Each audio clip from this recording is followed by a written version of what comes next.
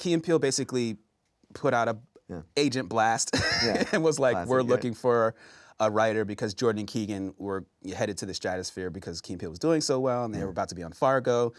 And so she asked me if I'd be interested in submitting to Key and Peele. If I were to get the job, I'd have to move to LA. And I said, absolutely. Yeah, that sounds great.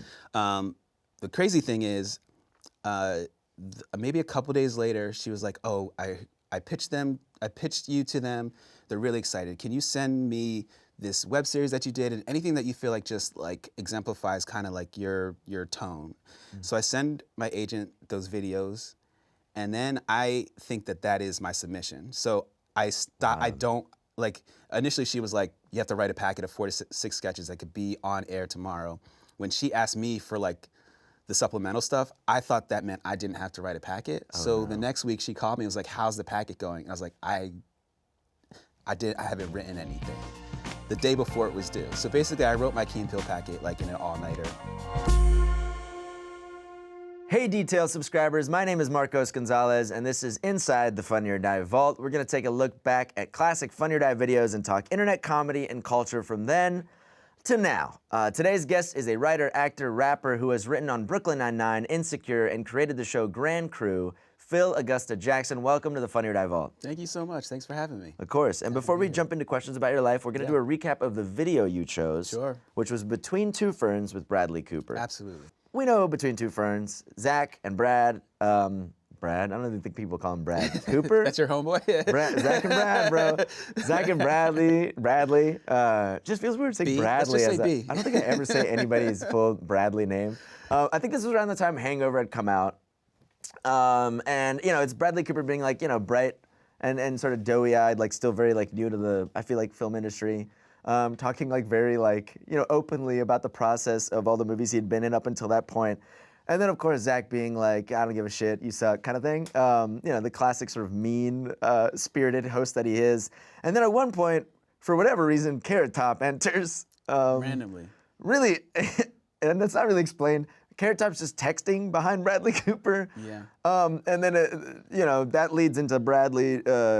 It's still weird saying Bradley. I just don't say that name out loud. Let's unpack this. I mean, it's a whole thing. Bradley's is it too formal or is it? It feels like. You want to say Brad Cooper? I want to say Brad. I want to say Brad, but I also wrote here Cooper, and I'm like, nobody calls him Cooper. BC. I mean, we could do a lot of things with this. Yeah. But essentially, he pokes Zach Galifianakis like into a fight. That's how it ends, right? Yes, for sure.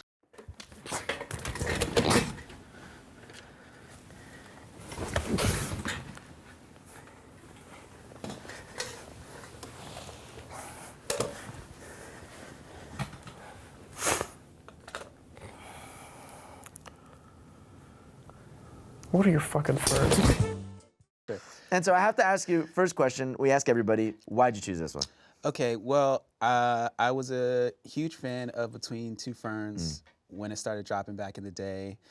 Zach Galifianakis is so funny, and there's something really mischievous about just that whole persona. And I have the feeling that he seems like a really nice person. Like, I imagine if I were to ever meet him, he'd be a very nice person. I could be wrong, but he seems like a really nice guy. So there almost seemed like an element of him kind of playing against type to me, but doing so with such a verve and commitment that I really dug it. And this video in particular, I like too, because in my mind, when I first saw B. Cooper, is that how to feel? It sounds like an author now. It felt pretty good. Yeah, B. Cooper. First time I saw B. Cooper. I would not be surprised if Bradley Cooper dropped a book. He's capable of anything.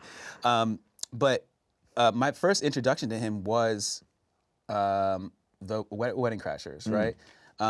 And so he was such a great villain in that movie that I feel like the juxtaposition of Zach Galifianakis seemingly kind of playing against type in Between Two Ferns and Bradley Cooper also playing against type, but both of them doing so pretty masterfully, in my opinion. I thought made it really fun and fresh and exciting to kind of revisit. So I'd always been curious with Between Two Ferns because you assume everybody knows the process they're getting into. They know Zach's gonna grill them, but I'm genuinely curious because like he got so many guests over time. If anybody ever took it personal, like I wonder that too, but there's a part of me, at least with this Bradley Cooper one, I feel like if Bradley Cooper knowing how much of like a auteur and like actor and like he seems to take himself seriously, and he should. He's incredibly talented. I feel like if he didn't know, he would have like left.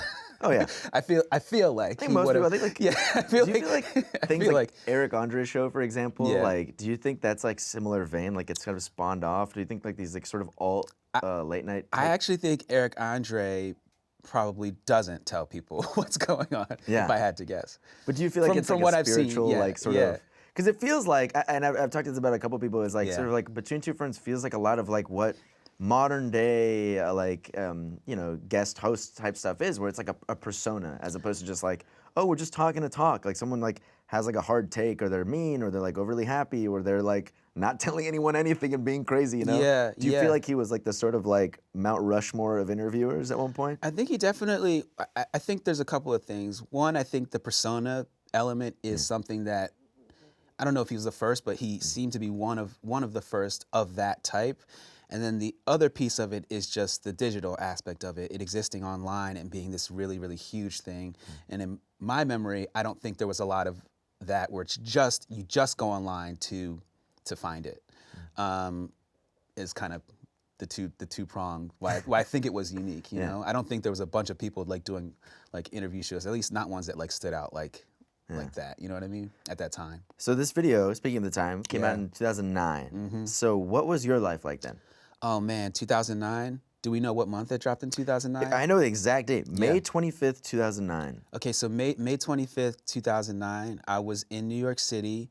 I had not yet started improv, so therefore my career in comedy and aspirations for comedy were all kind of in my head at the time.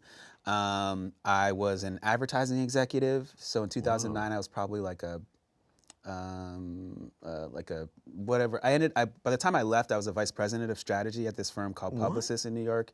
So I was somewhere middle management as like a brand strategist in New York. Was there a lot, because those jobs tend to be like, there is a creative component to it. For sure. Is that what kind of made you go, oh, hey, I want to like pursue comedy, or? It was not. Okay. So I went to school at the University of Virginia.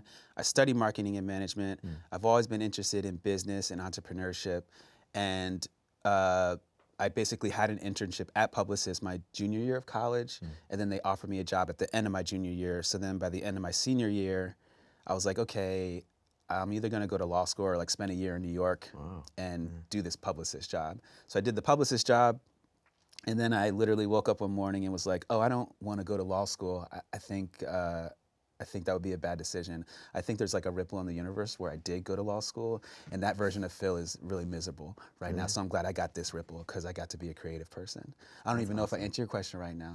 No, I think you did. I was talking about how you got into that world. Okay, so that's how I got. Like, you made that sort of like life-altering, like life could have gone these many different ways. So all that to say, okay, so you were asking if that peripheral kind of creativity lent itself to the comedy stuff. It did not. I just was pretty good at it, and basically I would go to movies with like friends, and I'd be like, oh man, I could have been in that movie. I should have had a little part in that movie. And then at a certain point, they were like, shut up and like do something about it. Stop saying. Stop talking during the movie. Yeah. Don't talk. Please quiet down. We're trying to watch After Earth. Yeah. Not a bad movie. Yeah. and now the 10-minute segment on After Earth. Pretty good. Yes. I feel like he got a bad rap. It was good. Father and son up in there. I'm here for it, man. Put that on record. After Earth is a good movie. And you deserve a part in it. Let's read it. Yeah, and I should have been. Let's bring it I back. should have been Jada Smith's role. Okay, so you decided to leave you were vice president of strategy at Publicis. Were you doing like UCB and comedy stuff? Okay, yes. Yeah. So I started. So this video came out May of 2009. I didn't start improv until August 1st, 2009. That was my first one-on-one class in improv. And so basically, because I was working full time, I basically just kept taking classes. And so I was working as a brand strategist, doing new business, working on like NyQuil, Dayquil, Charmin, Hilton, UBS, a bunch of brands. And then at night was doing improv pretty much every night of the week. I was either doing an indie show, coaching, I taught 2 classes over the weekend towards the end of my time at UCB.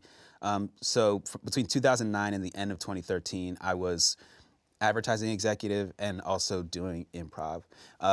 And basically the advertising was paying the bills. I enjoyed it though. It's a nice young industry and like it's creative and I mean, I think cool. people that work in ads know like there's a lot of money in ads. There's just like a lot of yeah, money. I mean, in it. I mean, the '90s. It would have been cool to be in advertising in the '90s because it's yeah. like there were like 5 channels and everybody paid for like TV ads and it just seemed like it was a crazy time. But I got in there before. It feels like everything's a little bit more like, I don't know, like disperse as far as like the digital landscape and stuff. But it's interesting because I did trend reports, so it's like the digital's coming is like what they would say, and it's like, oh, it's here now. So I can tell you right now, it's weird. It's a lot of like TikTok stuff. It's a lot of like. That's what I imagine. Yeah. It's a lot of like, how do we make random brand Charmin brat? It's like how do we do? It's Yeah. like how do we take this and make it that? What is brat? I just heard this for the first time 2 days ago. Listen, let me tell you about brat. Yeah. We've been talking about it here. There's no way to explain it verbally. You need to be sent this article that's been circulating around this room for days now. Okay. But we will talk brat. Okay. Post But not this right because now? Okay. I don't trust myself to tell you appropriately. You said it with such ease. It felt so fluid that I was like, I wouldn't mind just like a quick. I genuinely believe it to be like, now that I've heard it out loud and read about it a couple times, it does just kind of feel like the next iteration of YOLO. Like I feel like every term eventually like evolves into the next term. And how do you say it? How do you say it? I'm brat. I'm brat. I am brat. It's brat. That's brat. It's I brat. think it's That's like brat. so like brands were trying to still trying to like do this whole like TikTok-y trend thing. Sure. So I'm very curious like because you came up in comedy during the time of like videos started becoming much more popular. Yeah. What was that like for you? Like, what did you notice like a significant change? And I know you did improv. Were you ever like also doing stand-up and things like that, or no? I wasn't doing stand-up. A tremendous amount of improv. Was writing plays on my own because I actually did start taking a scene study class in like 2008, and making short videos as well that are still on the internet, and they are so lo-fi and just really, really bad. But it was just me figuring out what my comedic voice is and putting myself in front of camera. It's like create the opportunities for yourself while you're figuring it out. Where did those videos live? Where were you putting them up on? They're on YouTube. They're still on YouTube? Cool. Yeah, and so at that time, the duo that really, I think, paved the way for like my generation of performers and improvisers, as far as UCB New York goes, is Abby and Alana, Broad City. Oh yeah. So Broad City was on YouTube, I believe, and it was huge. It was just like this super well produced series. Everybody knows what Broad City is now, but at the time it was like they were just doing their thing in New York, releasing these videos, and had a huge following as a result. And they would hire people from the community to be in the episodes and stuff like that. So they were kind of the North Star when it came to video content and doing your own thing. And so I feel like everybody wasn't like chasing them, but it was like, oh, you can create your own audience if you just make it yourself. And so between that, and then at that time, UCB created their own kind of. Oh, like UCB Originals? Yeah, they had like UCB Originals, and they had a whole video production arm for a long while. Yes, there's a bunch of old UCB comedy videos that are really, really fun and funny with people that you see on TV now. So I'm that really was kind of the curious, landscape. like, from these early days, like how did you stay, like it seems like you were really motivated and like you were really, because I know with so many comedians and so many friends of mine, it's like we love doing comedy, but it's really hard to be like, I'm gonna go take these classes. I'm gonna be taking my own time to write these things because like nobody's telling you what to do. Yeah. So how was that sort of? What was your motivation coming from? That's a great question. I think I like being busy. If I'm interested in something and I take to it, I'll just dive into it head first. Yeah, I don't know. It was. I wasn't sleeping much in New York. That's fair. Yeah. But I think what it really was is advertising was good. I think, and it was really good to me. But once I found improv, I didn't know how I'd be able to work my way into the industry. I always thought it would be me as a performer, as an actor in front of the camera or something like that. But something really. A light bulb really went off with improv, and it just like I just understood the potential in it, and so I figured if I just did it 7 days a week, and really put my all into it, some type of opportunity would come up because then you'd see people. It's like, oh, Bobby Moynihan's on SNL, and Abby Nalana, they get a show, and oh wait, you hear about this guy Donald Glover who was here like last year, but now he's on Community, and so you don't know their story like personally if you don't, because I didn't know these people like at the time, but it's like, oh, they all were at this place and they were all super talented, and so I was like, let me just see how hard I can work. And also it was a tremendous amount of fun too, so yeah. And what was like your tent pole? Because I know this is like 2009 to 2013 time. Were you like, I want to be a writer? Like, because I know improv, there was, not to say there's limitations to improv, but there is. Like, it doesn't. Yeah, we could say it. There's limitations. Yeah, there's limitations. To improv, it's not for necessarily sure. writing. It's not necessarily Absolutely. performing. So yeah, it's like, no, it's the best. I love improv so much. If I could make a living doing improv, I would. sick. Yeah, it'd be so sick. well, whose line? If I could, yeah. Time to bring it back Shout outs to again. Who's Line. Yeah. The one show. So, The one show that's so ever- 5 people have made a living. Yeah, and I think they're doing great. I don't know. Is this still on? I remember they brought it back at one point. I don't know if it's Yeah. still on. I know Drew Carey's still doing stuff because he was like hosting something. Is he still doing The Price is Right? Dude, let me tell you, I do not keep tabs on these Yeah. guys, but I remember loving them growing up. Like that was Yeah. my introduction to improv. Was Yeah, like Brian yeah. Stiles I and used all to those watch dudes. it too. Yeah, yeah. yeah. And I always thought and I even just watched a clip because R.I.P. Richard Simmons just passed away. Yeah. And they were playing like one of his like most iconic clips was like him on Who's Line. Yeah. And like he had to play like an object and they were touching him and he's like, "Ooh," it's like funny. Yeah. But that show was, I feel like a lot of people's introduction to improv, especially like Yeah. the sort of like the normal everyday person that's not pursuing comedy. For sure. But again, there is like a limitation to like, okay, what am I going to do career-wise? Because there is a writing component to improv, right? Like you're constantly writing stuff in your head Yeah. and looking for the best iteration of a moment. Absolutely. And then of course there's the acting component, which is like, okay, like I'm feeding off the audience and I'm figuring out what works here. Yeah. So it is like a little bit of both. But did you have like I want to be this, or I know that acting's gonna be a thing? Or, I wanted to be a performer when I was in New York. I thought that if I were to find success doing this improv thing, that it would be me on stage. I think people in New York also saw me more as a performer. So when I actually got hired on my first job as a writer on Key Peele, I think a lot of people in New York were like, what the fuck, huh? Yeah. Because all of the writing that I was doing was these lo-fi videos or like music videos or just writing stuff on my own that I didn't really show people. And so I enjoyed it all. I think as a performer, I started writing for myself and then I wrote a pilot because I would go on these auditions and I wouldn't book anything because auditioning is like really, really hard. But then my agent saw that pilot and then was like, oh, I'm gonna represent you for literary. And then Key Peele happened like 3 months after that. That is so crazy. that it was a weird but I think the not even lesson, but like to me it was like, oh, do everything that you're interested in and then see how the chips fall. I'm just glad I was malleable enough that, and not so,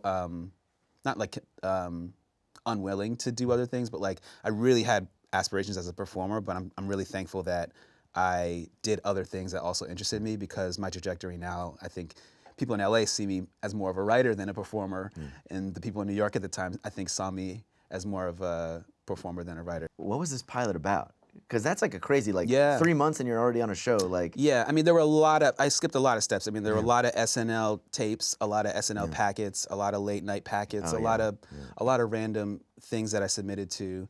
But the pilot was called Pushing 30, just about a group of 20-somethings that are like approaching 30. It's like a little bit of a frenzy, multicultural frenzy vibe to it. And yeah, my agent was like, the jokes in here are good, the story makes sense, I'm gonna like start representing you for Lit now. So that's how it happened. I love that it's like the most matter-of-fact thing. I feel like when I first started pilot, my agent said the same thing. He was like, all right, yeah, it makes sense. We'll send it out.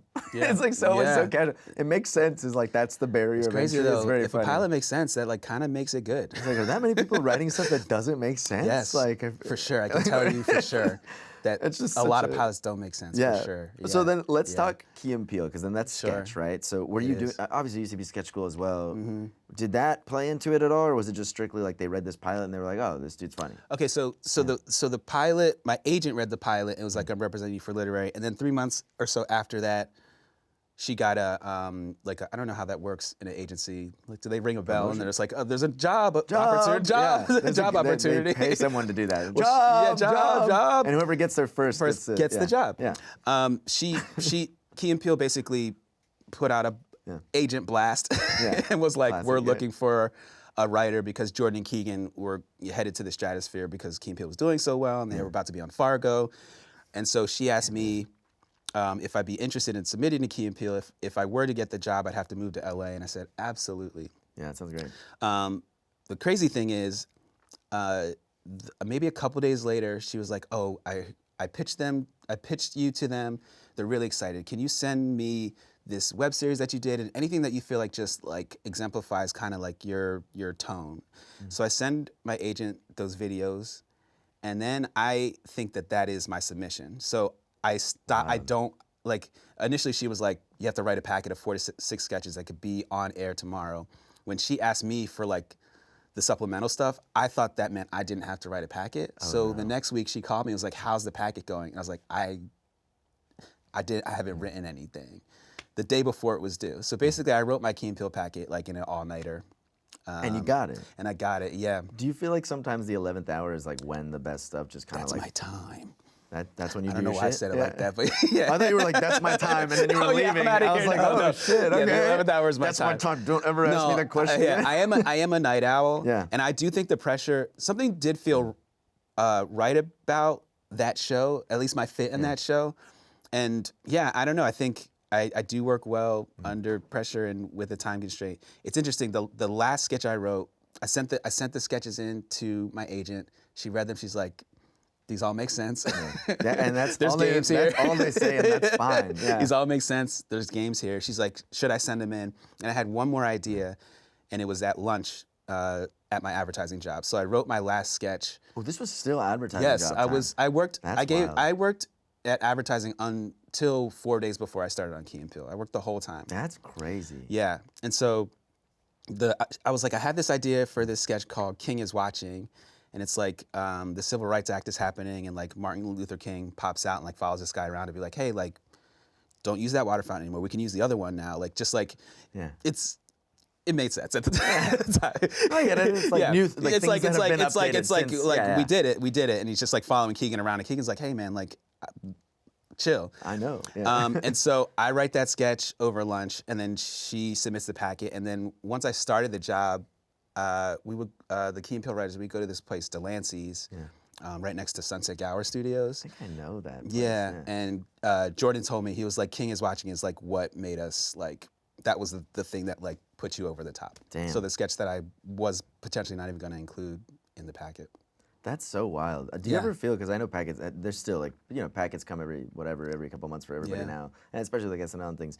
Do you feel like UCB helped prepare you for those things because you're already doing packets? Like, you kind of already know, like, okay, I know, like, even if I'm not going to recycle a sketch, I know the structure in which I need to do this to send it in to make it make sense. Yeah, for sure. I think UCB helped me find just like-minded people. Yeah. And then we were always just creating stuff together, whether that be on stage, at indie shows, or official shows at the theater, like Herald Night. I think it's just the muscle of like, exercising what your tone is going to be, and then doing stuff on your own. I think the advertising job helped me from like a professional standpoint. Yeah, the marketing. And all that stuff. And then getting an agent just helped because it wasn't the first packet I had written, and this time constraint thing for not realizing I needed to write a packet definitely wasn't ideal, but I had written a bunch of packets before, so I think it was the alchemy of just all the things that I was doing at the time, and even the advertising thing contributed, even though it's not directly comedic. So. Well, I actually have a question more about the advertising side as well, because like now we live in a time where it's like TikTok comedy, everything is like marketability, right? Like you're selling yourself online to build a whatever following, and then that following you parlay into the career that you would have kind of just, you didn't have to do it the same way back then as you do now, right? Yeah. Like now there needs to be this sort of marketability to you. Yeah. Do you think that having that background in marketing really helped you? Because you were kind of ahead of the curve. Like you kind of knew what sells or like what needs to be done to appeal to a certain demographic. It's right? interesting. I understand branding. I understand insight. I think all that has helped me with comedy. When it comes to social media, man, I hate it. Yeah? All right, let's go. You hate it. Let's hear it. Like unpack it. Well, not even. I don't hate it. I feel like, man, I sound old, but like I just feel like posting every day. Posting every day. Yeah, that's a whole that's the logic behind certain things. That's crazy, and I feel like there's a level of transparency that's expected. Like you're supposed to show every single part of your life. And I'm like, man, I'm such a private person that I feel like I haven't figured out, even though I know marketing, I haven't mastered like Instagram or TikTok or anything like that. And I'm like, and I don't know exactly what I need to do. Well, I know what I need to do. I just need to post more and be more like, I don't even know, vulnerable is the word, but I'm unwilling. But I'm also curious, it's like, do you consider like a lot of these new people coming up on TikTok like comedians, or is it more just like they're selling their personality? You know, it's like, this is me and you're laughing, but I'm not like writing a joke or coming up with a structure. I'm just being myself in normal day to day. I think there's a lot of funny people in the world. I think there's a lot of really good content on TikTok and Instagram. I think for a certain type of creative, it is kind of the perfect lane. You know, I think for some people, I think people like me, it's like more live performance, just based off of how I was trained. You know, it's not like I do remember a time when there were no cell phones, and when AOL, you'd have to dial up on a modem and stuff like that. You know, that is my generation, and so I think there's a new crop of people who are phenomenally talented, and having a phone and knowing how to navigate it are second nature. And so, you know, it's nothing against them. It's just for me personally, it's it's not my comfort zone, and it like doesn't bring me joy the same way as other things do. You know, but I will say like I've seen some real funny shit online. You know? 1000%. So, yeah. I've So seen shout out to everybody that's figured it out. You know. But I think, I do think like there is, and I probably said this a million times at this point, I do think that it's like that human connection is what, if you are like a performer, like you crave that. You crave that sort of like, oh, you know what, like this joke I tested, like I can hear people audibly laugh at it in real time and go and adjust to it. Like, oh, they laughed at that, then they will probably laugh at this. As opposed to like when you put it online, it's like, all right, well, I'm just doing what I think is gonna work. Yeah. But I don't necessarily know where the laugh lines are, and I don't know where to hold for a laugh, and I don't, you know, it's like, I love the sort of human interaction component. Yeah, I agree. I think the parallel might be, I agree, live performance to me is like we were saying earlier, like if I could make a living touring, doing improv, man, that'd be so tight. But improv is not stand-up, at least not yet, you know what I mean? But I wonder if like the equivalent is for somebody, like the thing you're saying about trying out a joke and then experiencing what works and what doesn't in real time, kind of feels like to me like posting a video. Okay, one video does really well, one video doesn't, so then you do that character again, and then you do this other character a little bit less. And also, the other benefit is like, you know, UCB Franklin has what, 200 seats maybe? If you get something to hit on TikTok, there's like 5 million people that are gonna just see what you've created. Huge so appeal. Yeah. Maybe I need to get into it. We'll make a TikTok after this. So then going back to the writing career, because I'm really curious. Like you went from Key Peele, which was predominantly sketch. Yeah. And then you went to Brooklyn Nine-Nine, right?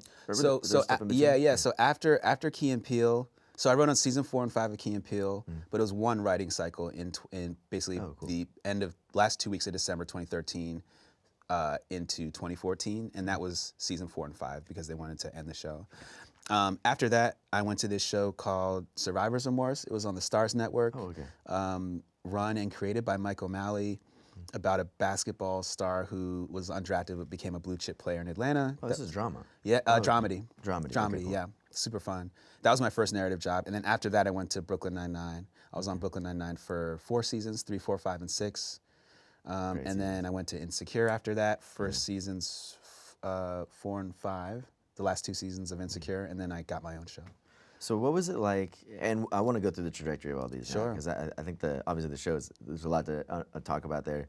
But when you were on the Starz show, writing on that Starz show, and then you were writing on Brooklyn Nine-Nine, what was that sort of jump from sketch to narrative? What was it like? Was there this huge like learning curve? Or? Yeah, I think it was a learning. I think the Key and Peele was a master class in sketch, even though I'd written a tremendous amount of sketch on my own. I actually didn't do the writing program at UCB, just kind of wrote on my own. So it was a tremendous amount of learning on that job, and just being around these like-minded people who have this tremendous amount of experience. But if you have good ideas, you have good ideas, and the nuts and bolts of it then come after that. I think the harder part for me was getting that first narrative job. Like a lot of interviews that I would go on after Key and Peele were like, man, we love Key and Peele. What sketches did you write? Oh my God, I really like that sketch. But can you do narrative? How do you feel like you're strong in narrative? I'm like, I'm here because you read my sample. Like and it makes sense. So, Yeah, and so it makes it's sense. like, I thought, didn't we have this meeting because it makes sense? Yeah. Make your pilots make sense, y'all, Yeah. and then put the jokes in after. Yeah. Yeah. So I think attaining that job was the harder part, but Survivor's Remorse was actually a really good fit. And Mike, I think, ended up looking to me for joke writing, and so I ended up learning a lot about breaking story and weaving A and B and all that stuff that you learn. But my bread and butter was pitching jokes for that show, and then he ended up flying me out to Atlanta. So I was living in Atlanta during production of season 2 of Survivor's Remorse, and it was at that time that I got a job offer on Brooklyn Nine-Nine. So I had to have like a breakup conversation with Mike. But we're still really close to this day. Dude, because I feel like that doesn't happen as much anymore. There's just not as many shows going around where you can be like pulled off one to go work on another. Yeah. In writing narrative, when you got your, because I know I was scared, when you got your first script that it was like, hey, you're writing this one on your own. What was that like? Were you like, oh shit, like, you know what I mean? Like, this is the first one I got to do and everybody's going to read it, you know? the pressure is on. Yeah. You know, on Survivor's Remorse and most shows, you know, you're not flying blind. Like, you're obviously breaking the story together as a room, but then you go off to outline, and it is kind of up to you to make to finish off the details and stuff like that. And so, yeah, that was nerve-wracking, but I think maybe forgetting to write my Key and Peele packet was good practice, because you have like a couple days to like make something really as good as you can make it. And did you have like a best like good and bad? Because I know like when I wrote my first script, I was so scared about the jokes, because it's like you're writing the jokes at home and you're like, these are hilarious, but then it's like you read them out loud and you're like, holy shit, nobody knows what I'm talking about. Yeah. Did you have like a best and worst moment, like when a joke you had like really hit, or like when a joke did not hit at all and you were like, holy shit? I've actually found that. My first script on Brooklyn Nine-Nine, I remember, obviously I was just like, I want to make a good impression here. You know, they send you off with what's called a Goldilocks on that show, is what they call outlines. And so you have this Goldilocks, and then you do the script based off of that. And I remember being like, okay, I think this is good. I think everything's checking out. I think the logic's flowing. I think the jokes are really, really good. And then you submit the script and everybody like reads it, and then Luke Dotredici, who is the number 2 on Brooklyn, like came to my door and was like, this is good, it's funny, it's real funny, it's good, you did a good job. And then we rebroke the whole thing. Yeah, dude, see. He was like, man, good jokes, all good. And then and then that's what you learn, like when you're in a writer's room. You know what he didn't say though? He didn't say that it made sense. And you know what? That was a problem. That was the problem. No, that is like the gut-wrenching part of TV writing. Is like, and sometimes it's not even any fault to you. Sometimes they're like, hey, we actually had to re-break the series story. It happens constantly. And also, having been a showrunner, I know why it happens constantly, because it's like, we just needed to see this version of it to get to the right version of it. That was good, because it was like, everyone was like, hey, you did a really good job on your first draft. And then the more we talked about, we should change this and this and this, in my head, I'm like, nothing is the same.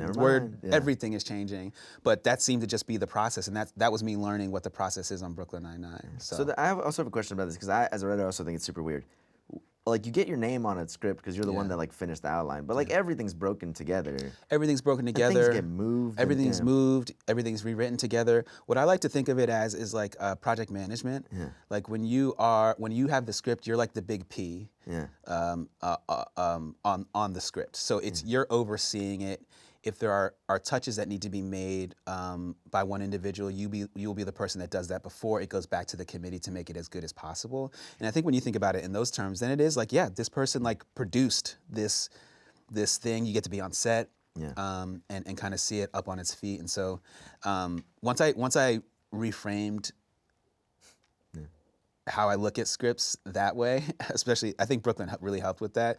It was like, like you're just here to get it across the finish line and to make it as good as it can be. And the more smart people that you have, contributing to it, the better it's going to be. So. And how do you feel about like, and this is something I talk to my friends about all the time, it's like Yeah. award shows, it's like, oh, when something gets nominated, it's a singular writer. Yeah. Doesn't that feel like a little weird? It's like, hey, we all did this together. Yeah. And sometimes, like, and not to name shows, but there's been shows on it Yeah. where it's like the script I wrote ended up getting moved to a different time period, but they kept my name on that episode of the script, so like someone else's script is now mine. Oh, whoa. There's been a lot of weird, I mean, things like that happen. That Or, sounds like it's not supposed to happen. you'd be shocked. And then there's like also Frankenstein. No, I'm shocked. Right? Yeah, you'll be shocked. Yeah. I'm telling you, I'm shocked. Yeah, but there's that's also, like- that's not Yeah, I know. But there's also Frankenstein, like right? the where it's like, WGA. If they don't watch watch this, cut that out. Yeah, but you know what I That mean. is not like, okay. Or when things get Frankenstein, they're like, oh, this actual story arc. Frankenstein's Yeah. okay. Frankenstein happens. Is he okay? Yeah. He terrorized an entire city. Did he? I think so. I haven't read it. I don't. I'm not familiar. I just think know. Godzilla is probably one Oh, I'm thinking about. Godzilla. Yeah. I thought Frankenstein was like kind of a big ogre kind of guy who just like was like, oh man, Did he what have am I? terror? I Huh? thought he like came to life and then went down into the village and they were like, what is this We might be guy? meshing stories, but also maybe I just haven't seen Frankenstein. I don't think I have either. Okay. Is this one of those weird things where it's like everybody kind of just Yeah. has their own version of I Frankenstein? don't know what Frank. I think he's like, it's alive, but I don't know what happens after that. A lot more has to happen. Yeah, I feel like right? that's the first 10 minutes. We'll have to watch it. At Okay. Some point. But no, I was always curious about like Yeah. award shows and things like that because Yeah. I've heard that like time and time again, and it's not even to name names. It's like every time something gets nominated, like you find out, oh, it's actually like 4 writers worked on that, but like the main one is the one that you went and did that. Yeah, In theory, in a writer's room, every writer that's what I'm saying. kind of touches everything. Yeah. And so I think a part of it is luck of the draw, whether your episode gets chosen. You know, having had my own show, it's like some of my favorite episodes are episodes that my name's not on the episode, but I also don't care about that. Like it's like I don't know, man. We're just trying to make something good. Just trying to work. You know. Okay, so let's jump to your show. Sure. So what was that time period like?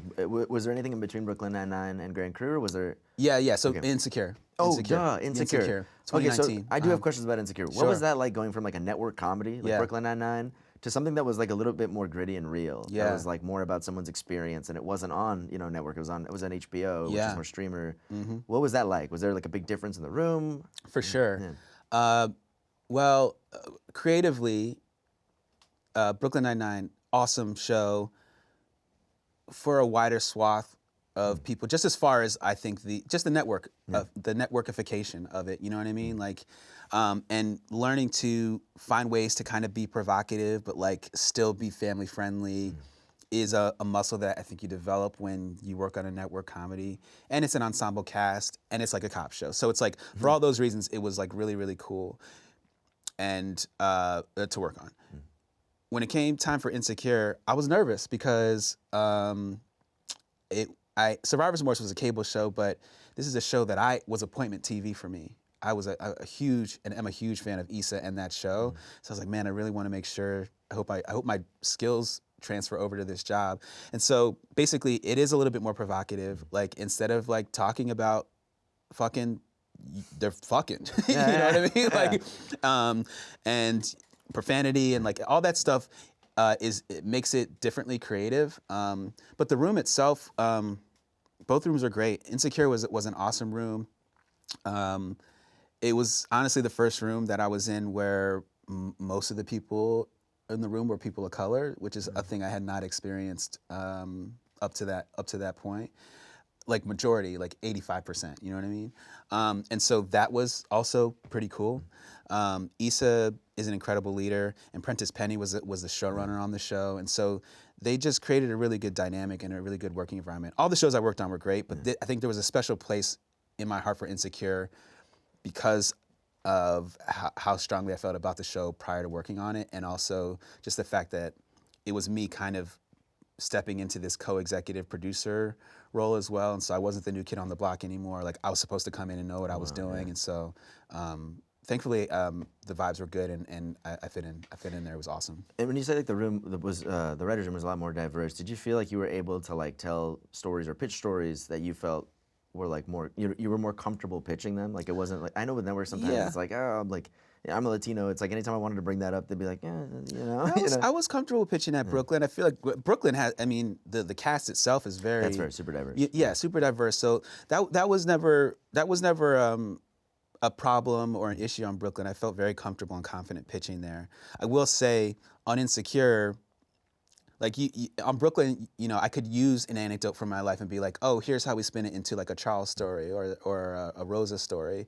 On Insecure, it was the first week we went on a retreat to like the Ritz-Carlton in like Palm Springs, and it was like us just going around the circle and like talking about our dating lives and stuff like that to whatever level we're comfortable with. But it was like, oh, like what I can contribute on this show can be just directly pulled from the headlines of my life in a way that no show that I worked on up to that point could, just given that demographically Issa and the people in the room were all of the same age, and it's just about living life in Los Angeles. So it was like, oh, it was almost a challenge to be a little bit more like vulnerable with how I pitched.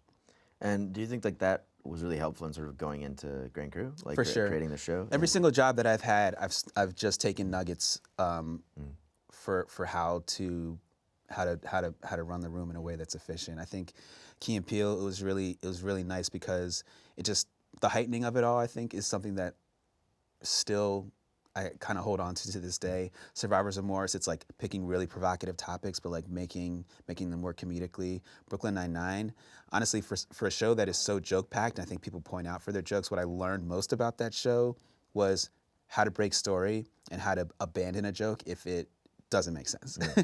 Like, no one's gonna like the joke if they can't follow what's going on. And so, actually, those 4 years on Brooklyn were me kind of figuring out my storytelling brain as much as it was about polishing my joke writing ability.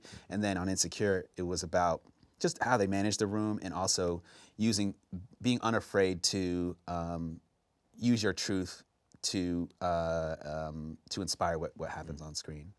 And so with Grand Crew, I'm really curious because I remember you saying like your first pilot you ever wrote was like Pushing 30. Yeah. And it was about a group of friends. Do you think that sort of helped?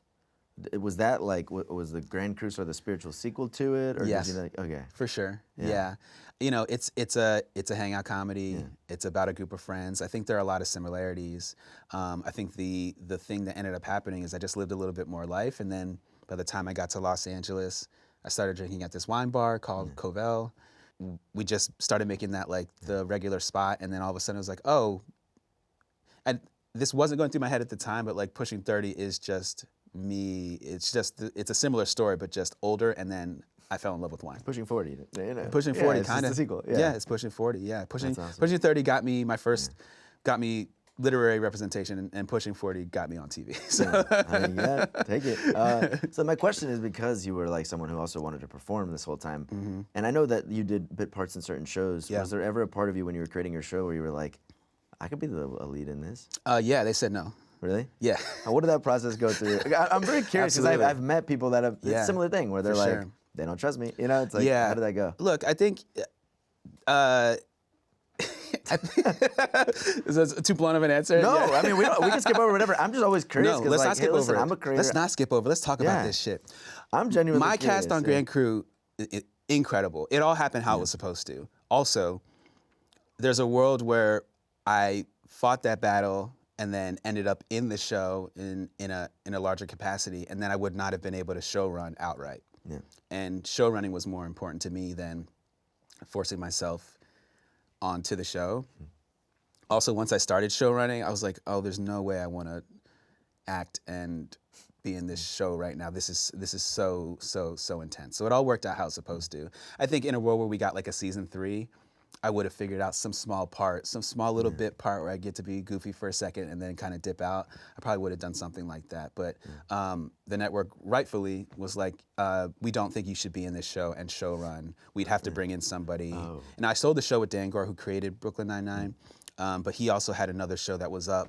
And so I don't know that, and also I don't know that he would have wanted to be that person who's running the room. And so the idea itself was so special to me that asked about it, they said no, and then I abandoned it pretty quickly, and it was the right move.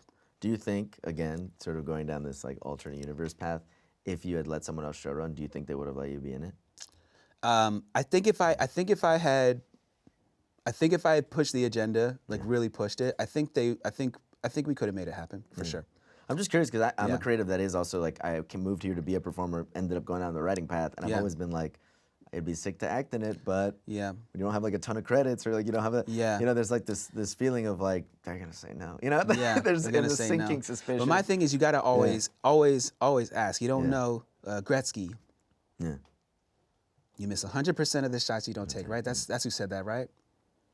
Yeah, but I thought Have you heard that? Yeah, but I thought you were just saying Gretzky out of nowhere, and I was like, Well, I thought you were gonna like finish I was, it for scared. me. I was like, Gretzky, man. I was like, Gretzky. what happened to Gretzky? Is he okay? I was like, okay. No, so I'm of the mindset. I'm always gonna ask. Yeah, of course. Professionally, like you gotta. There's always a respectful way to go for what you want, without coming off as like somebody who's like coming off entitled or whatever it is, And there's a world where it did make a lot of sense. If I didn't want to be a showrunner necessarily, and my aspirations were more about transitioning over more to the acting side of things, I think that could have made a lot of sense. But I get a lot of joy out of the writing process and being a leader at that level too. So. And so now post Grand Crew, like what's the thing you're most jazzed about? Like what are you most excited about? Is there a new project you've been working on or pitching? Yeah, well, I got some music. Yes, that I was just very curious released. about that as well. Yeah. And so that's cool. I am developing, so I'm working on a pilot that I don't think I can talk about yet. That's fair. But if it's good, then you might see it on TV. If it makes sense, you will see it. Yeah, if it makes sense, you will see it. If you build it, it will come. Yeah. And I got a really, really super weird movie that I just finished a second draft of that I'm really excited about too. I would like to dip my foot into the film writing directing thing. Very cool. I'm going to use this as a time capsule. I would like to direct indie features. I have a really weird idea.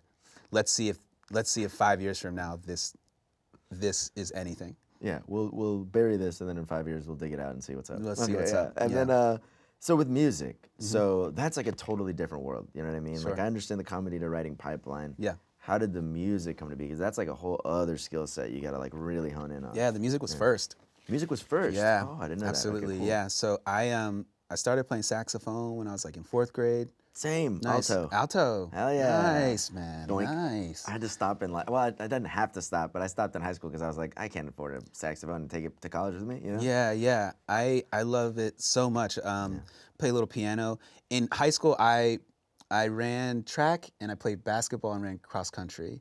And I was going to, in ninth grade, I was gonna abandon that, and I wanted to be in the jazz band. I auditioned for the jazz band, and then I got first chair of the JV jazz band because our jazz band was like JV really jazz band? yeah. Oh, Our jazz program it was Pennsbury High School in Pennsylvania, and then but I was like I kind of was like I'll abandon the sports stuff if I get on the varsity jazz band, and I didn't, so I ended up kind of just playing at my church and not doing it through the high school. And then I played JV basketball. See, this is a crazy path. Mine was very similar. I was a swimmer and lacrosse player and soccer player, and I was like, I'm gonna get on the jazz band. Yeah. And we didn't have a JV jazz band. It was just jazz band. Yeah. And everybody that was in jazz band was exclusively all they did was play instruments. They Yeah. did not do sports. They didn't do anything else. I didn't get on. And then I just ended up doing speech and debate. Yeah, I'd make I did a a hard speech turn. and debate. What was your event? Yeah, I did a duo and HI. I did duo and Yeah, no way. and declamation. Or Do they have- forensics is what they called it in Yeah, Florida, but it was like forensics, speech and debate. Yeah, but I did HI duo, and then I think one time I did OI. I was terrible at it. Yeah. But for people that don't know, this is crazy. Yeah. Speech and debate in high school, debate is debate. Yeah. Speech is not really speech. There was a category that was speech, but it was mostly like you're basically taking Yeah. anything that had an ISBN, I think was the rule. Like anything that was a published script or book, and you're synthesizing it down to a 10-minute performance. Yeah. But it's like commedia dell'arte style. You're wearing a suit. You're all facing. Yeah. You're facing forward, so you can't face each other. Yeah, you can't face each other if you're in duo. If you're in HI, you're alone, and it's so weird because you're just in a suit and everything's pantomimed, and you have to like be all these characters. And there's an art form called popping, where it's like you Yeah. go from like this character's like this, and then this one's low status and has a different voice. It was really Yeah. bizarre. Yeah. Explaining it to people, This is real nerd talk right now. this is real nerd talk. You don't Hell know how yeah. many dates I tried to explain this to, and they're Yeah. like, "This is the last thing I want to talk Yeah, about." I was into it. It was cool. It was I thought fun. it was so cool, and I think Absolutely. it really helped when it came to like improv Absolutely. and comedy. Improv was one of the things they would tell you to do to help with speech and debate. Yeah. because you needed to like think on your feet in Hell case yeah. you forgot something or you bombed. you know? Absolutely. So that's really sick that you did that too. But that was like my path into comedy as well. I was like, Cool. yeah, I was like, Music, very different though. Yes. Sorry, Oh, to yeah. scale So we're back. talking about music. Yes. Yes. So I Yeah. did music, and then I went to UVA, Cool. and I started. So in high school, I had a record label called Olupanya Records, Olupanya. We made T-shirts. I make albums. I'd sell them out of my backpack. I got to college, and there was no record label or any type of organization like that. So I started Olupanya at UVA. And so was making albums, was producing albums for artists. We'd have live performances. We'd do like festivals and stuff like that. And that organization, it now still exists at UVA and is one of the biggest organizations at the school, but they changed the name. What did they change it to? University Records. That's lame, dude. Alapanya's cool. Olupanya is cool. It's like a mountain theme, Yeah. but it's like, did it have the Enye? Anya, like Alapanya with the squiggle over the end. Oh, that would be nice. Oh, you didn't do that? No, there was no squiggle. Was there Y? Is that what it was? How did Yeah, you it's get a the Y. Yeah. Oh, okay. Yeah. I'm just curious. Yeah. This is my Latino brain. If there's Yeah. a and you gotta Yeah. go for the squiggle. Yeah, and then I would make albums in New York, Yeah. and this album that I just released is the third project that I've released since I being in watched LA. some of the music videos. Are sick. Cool, thanks, man. Well, do you do that in between writers' rooms, or was it just like? Yeah, or during whenever I have the time. If I'm running a show, I'm not doing it during that time. But the last project I released was at the end of 2020, and so I just released a project this year, and then did some singles in between that time. So I take my time with it. And I got two dudes who direct my stuff, Nick Stanich and Jarrett Lee Conaway, who are just really masters as far as like their visual sensibilities, and so they've really taken the stuff to the next level, which is cool. And my producer Nick Lee, who's awesome.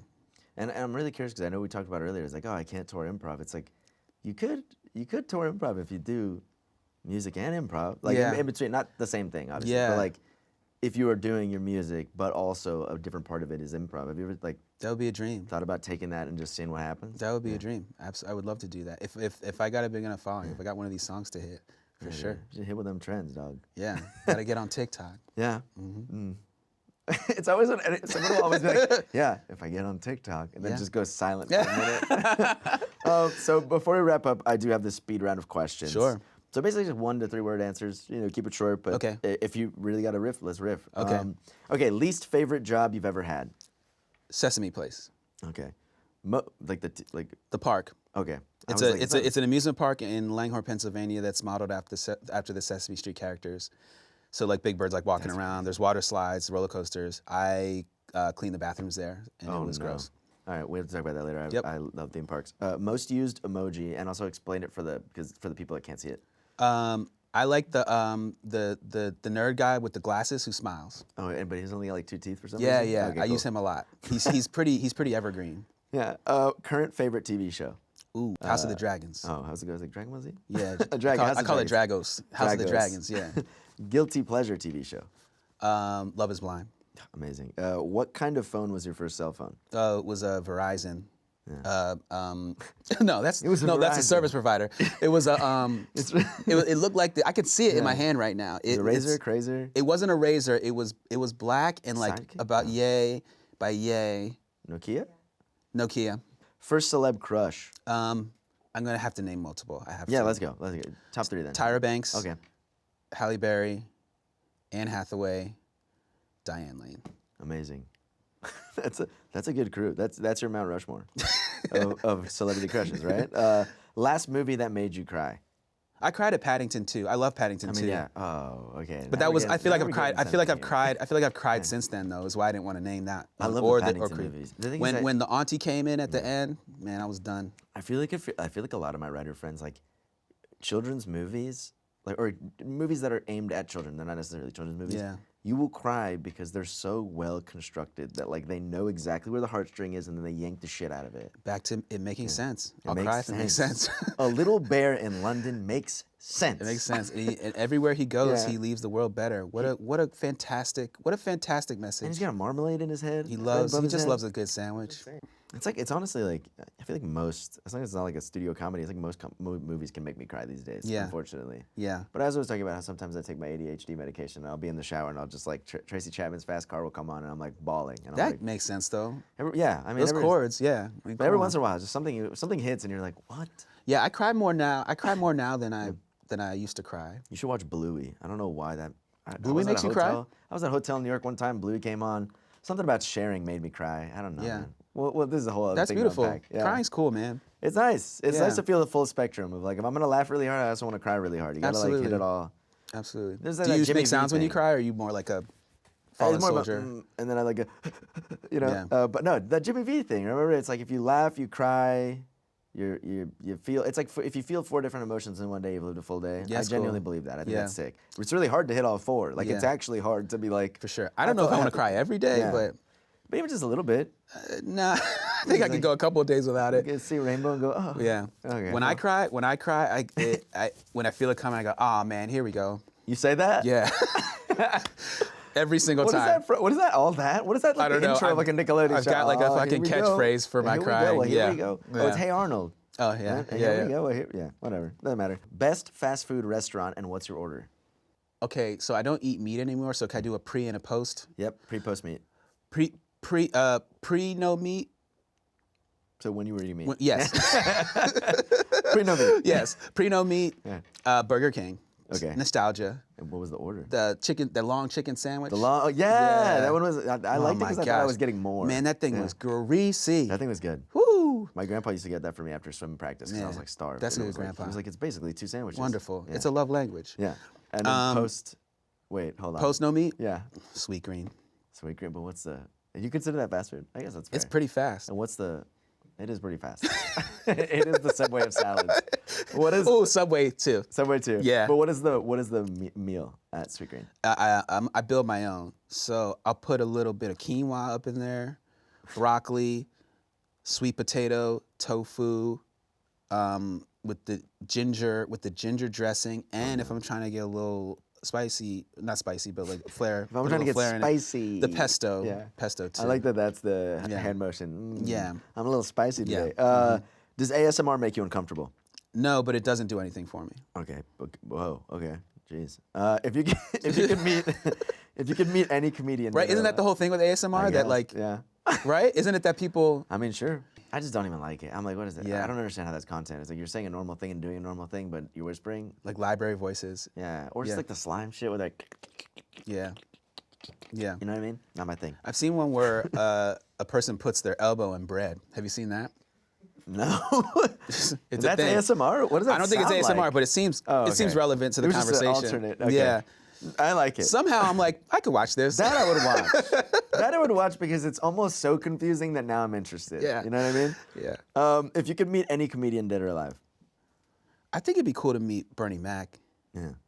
That's a He good seems like he'd be a riot. All-time favorite comedy movie.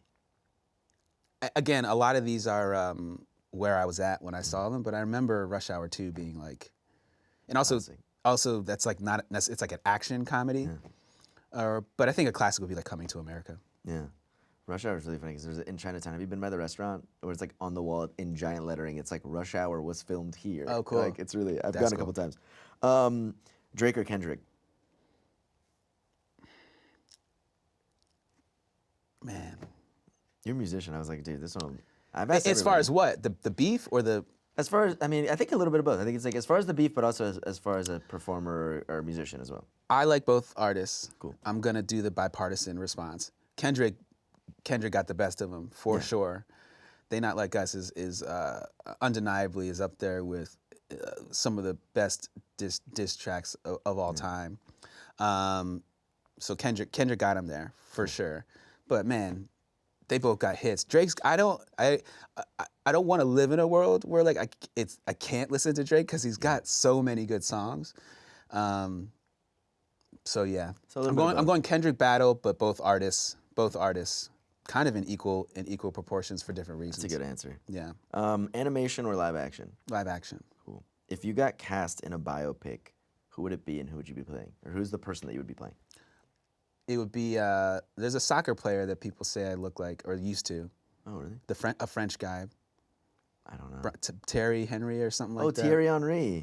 Now, granted, I don't. Someone told me that. I'm not saying I look like this man. I'm not saying if he's considered an attractive person. I'm not saying I'm hot like him. But I've been told there was a time I think you could. He's got Okay. an interesting story. He was like one of the first, not the first, but one of the early like big players from Europe that decided I'm gonna go play MLS. Sure. So he played like New York Red Bulls. Yeah. That could be interesting. That could be cool. Like, I'd be and into also that. I get to play a soccer player. That'd Yeah. be fun. Describe your sense of humor in 2 words. Dry and emotional. Cool. Dry, emotional. Funniest person you know, and it doesn't have to be a comedian. Just funniest person you know in your life to you. I say my nieces and nephews. That's my answer. They're funny and they don't know that they're being funny. I got That's a the list of best. people that I think are like amazingly funny, but I can't pick one. So before we wrap up, Yeah. any plugs? Follow me on social media if you will. Phil Augusta J. Phil Augusta and then the letter J. I just dropped my new album in June called Mr. Phil. That's on Spotify, Apple Music, and anywhere that you listen to music. I'm really proud of it. Please take a listen. And check out Mr. Throwback on Peacock. Is a show I was a co-executive producer on, which also came out in the summer. But you should still be watching it because it still exists online. Cool. Please. Thank you. Well, thank you so much to Phil Augusta Thanks for Jackson having me. for joining us. Please remember to rate, review, subscribe, and follow us for more content like this at Funny or Die. And a final question to my guest, 1-word answer. Is the internet good or bad?